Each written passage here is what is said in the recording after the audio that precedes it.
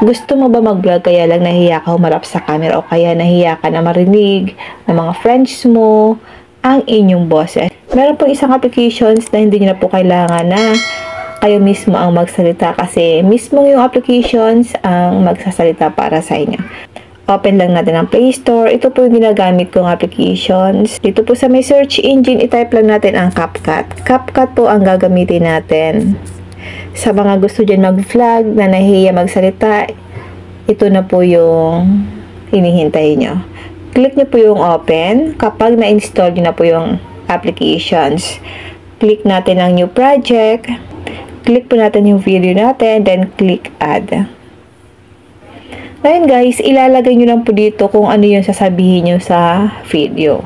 Halimbawa, yung video ko ay ito. Click natin ang text. Click text to audio. Ito po yung ilalagay ko sa aking video. Unboxing 12 star signs. Smell the world. Ito guys. Then, click natin ang more voices. Piliin ko lang dito ang female. Dito guys, hanap lang tayo dito na magsasalita sa aking video. Halimbawa ito. Then, click na po natin ang next. Pakinggan nyo guys. Unboxing 12 star signs, smell the world. Halimbawa guys, ganyan. So, kailangan lang po natin guys mag-edit ng sasabihin natin. So, hindi po kayo ang magsasalita.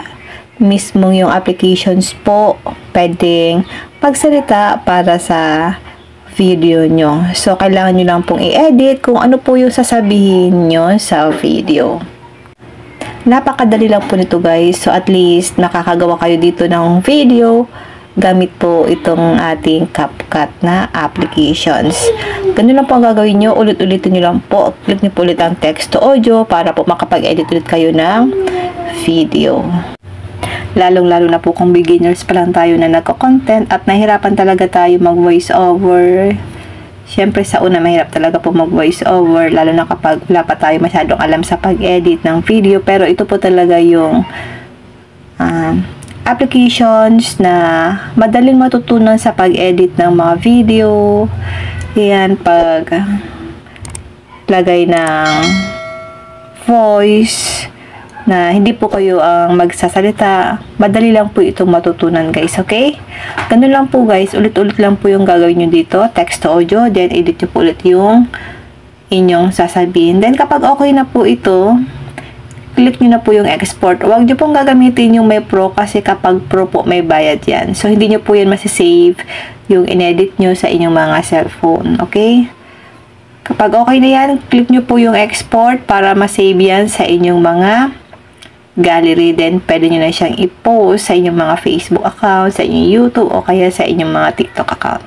Yun lang guys, sana po may natutunan kayo sa aking video. And now, thank you for watching. God bless you all.